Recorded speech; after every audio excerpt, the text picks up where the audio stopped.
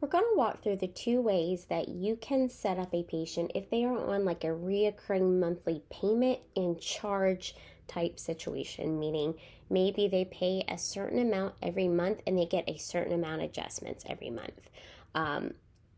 There are two ways to set it up in ChiroHD. One we do prefer over the other, and I'll show you why as I go into both.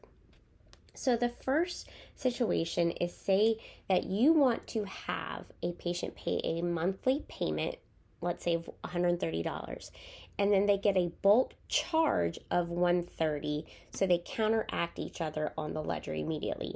This is the method we don't necessarily encourage, as it would be hard to track if the patient goes over their visits, but it is an option.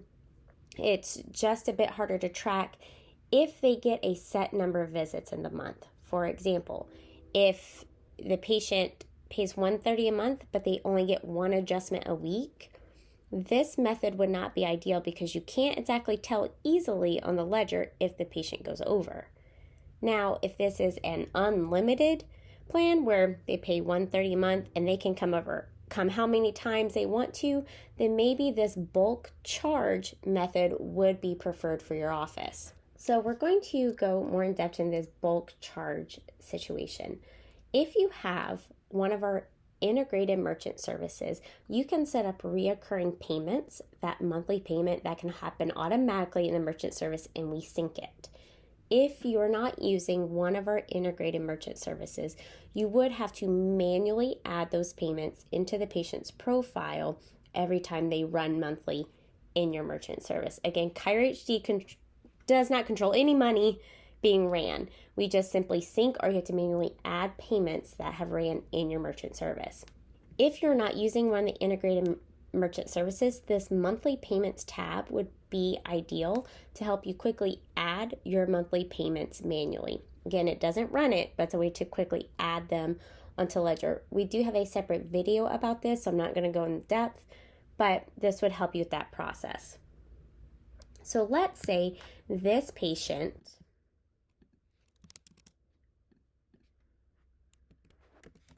pays $130 a month for their VIP membership. And let's say that this payment ran in the merchant service. On my patient snapshot and on my patient's ledger, I can see that they have a payment of $130. So they have a credit of $130.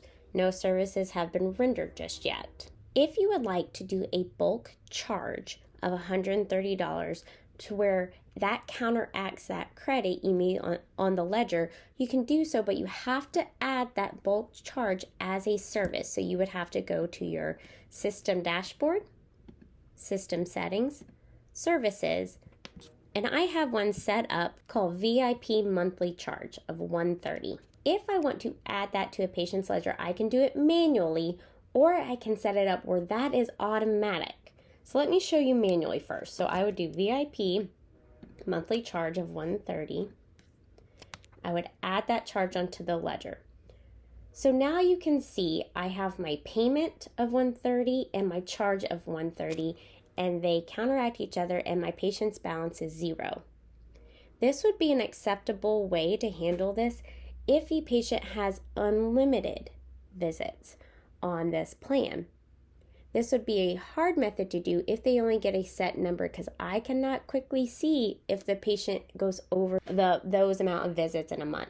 If you go to the patient's case, defaults, I can set up that monthly charge to be reoccurring. I would, under add services, I would look for that VIP monthly charge. And instead of every visit or time of purchase, you would set up monthly. And then you would put on what day of the month this would go in a ledger and how many charges are remaining left to add. Say I'm freshly starting this out and the patient has a year of this.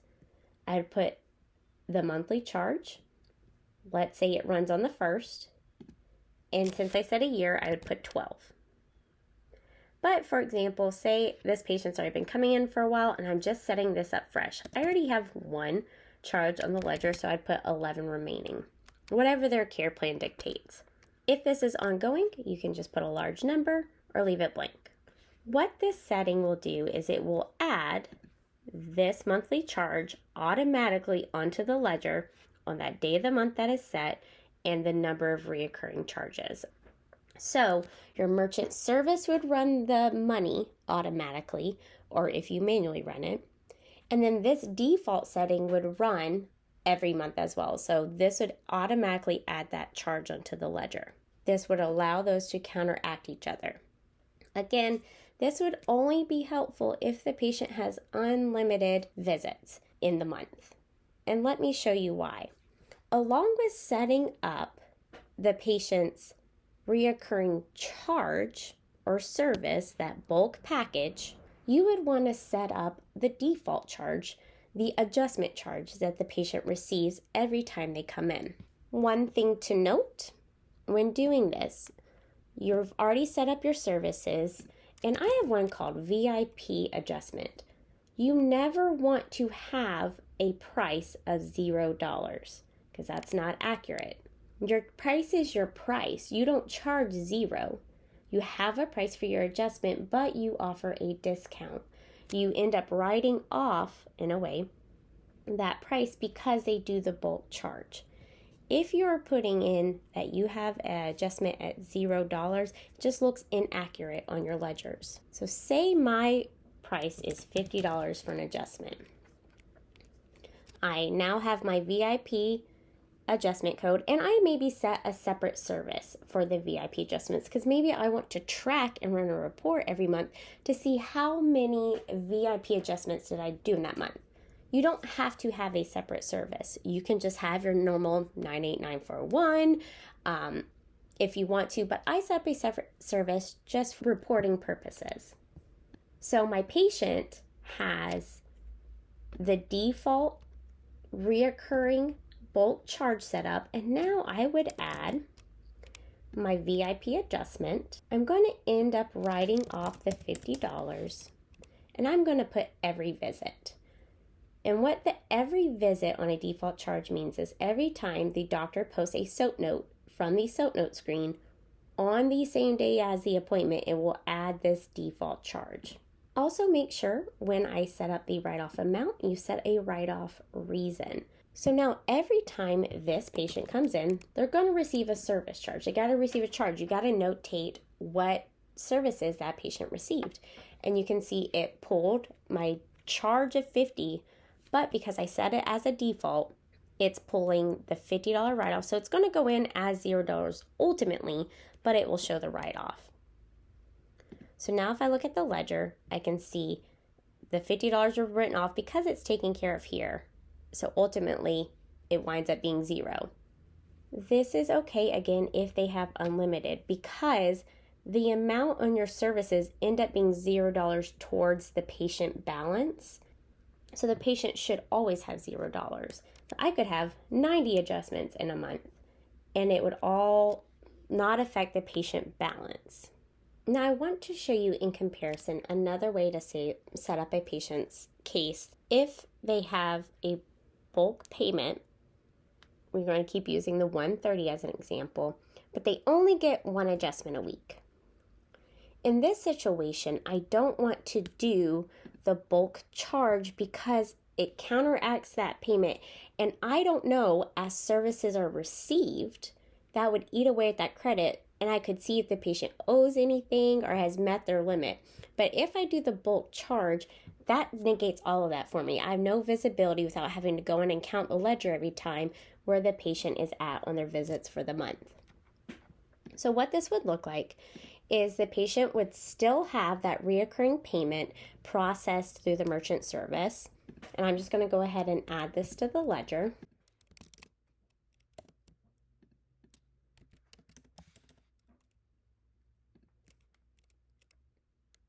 So now my patient has a credit of $130. They have not received any services so far. Here's why I wouldn't do the bulk charge, is because I need to see as services are rendered, it eats away at this credit. I would still suggest setting up the default service to automatically post, but you may have to do a little bit of math, and here's why. So the patient will always receive this adjustment code when they come in. My charge is $50, but they kind of get a discount by doing this VIP plan where their adjustments are technically $32.50 an adjustment. I did 130 divided by 4. So really they're getting a discount because they're on this VIP plan where each adjustment isn't actually $50, it's about $32.50. So I want to account for that with the write-off.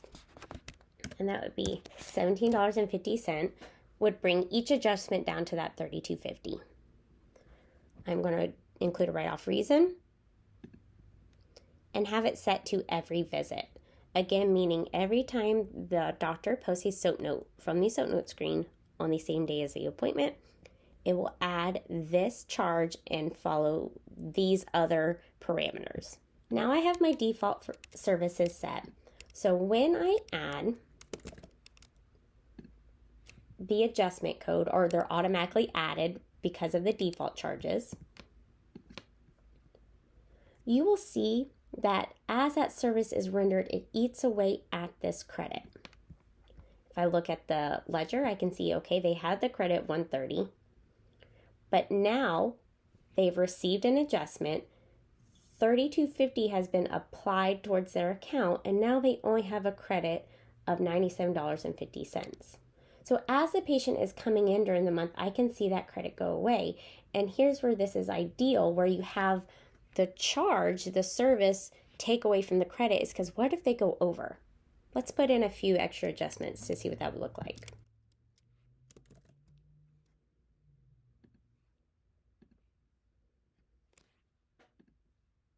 The credit goes down again. And it's just giving me a warning that patient already has a charge in for day, but because I'm playing around, we're just going to say it's okay.